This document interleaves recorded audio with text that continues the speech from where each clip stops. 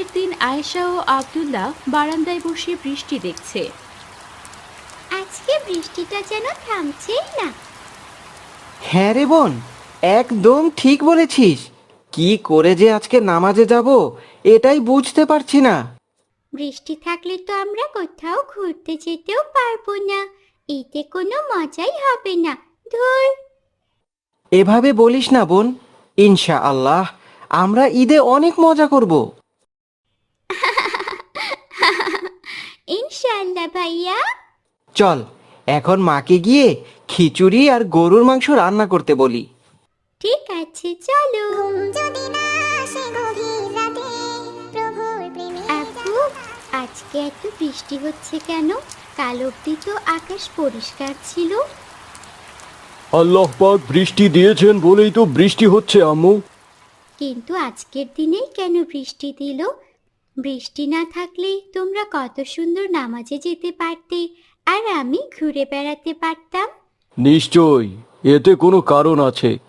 তা আল্লাহ ছাড়া আমাদের পক্ষে জানা সম্ভব নয়। সেটাও ঠিক, কিন্তু দেখো, এই বৃষ্টির জন্য আমি আয়েশাদের বাড়িতে ঘুরতে যেতে পারছি না। ইনশাআল্লাহ আমরা আয়েশাদের বাড়িতে যাব। কিন্তু এই বৃষ্টির মধ্যে কিভাবে যাব? আমি কি একা একা বৃষ্টিতে যেতে পারবো? আমি নামাজ শেষ করে তোমাকে নিয়ে আয়েশাদের বাড়িতে যাব ইনশাআল্লাহ। ইনশাআল্লাহ আপু। আসসালামু আলাইকুম মামুনি। ওয়ালাইকুম আসসালাম। কি ব্যাপার আয়েশা, আব্দুল্লাহ, তোমরা ঈদের জামা পরনি কেন? মামুনি, বাইরে তো প্রচুর বৃষ্টি। এই বৃষ্টির মধ্যে শুধু শুধু ঈদের জামা কেন পরবো? বৃষ্টি হয়েছে তো কি হয়েছে, তুমি তোমার পাঞ্জাবিটা পরে নাও। একটু পরেই তোমার বাবা তোমাকে নিয়ে ঈদের নামাজে বের হবে। ভাইয়া, এই বৃষ্টির মধ্যে কিভাবে নামাজে যাবে? আর ঈদগাহ মাঠে কিভাবেই বা নামাজ পড়বে?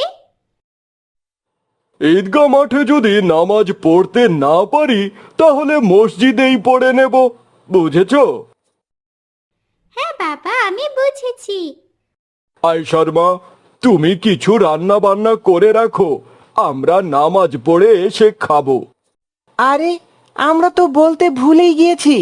মা, আমি আর আয়শা ঠিক করেছি আজকে আমরা খিচুড়ি আর গরুর মাংস খাবো। ঈদের দিনে খিচুড়ি খাবি? হ্যাঁ মা, প্রতি ঈদেই তো গরুর মাংস আর পোলাও খাই। এবার না হয় একটু অন্য কিছু খাবো।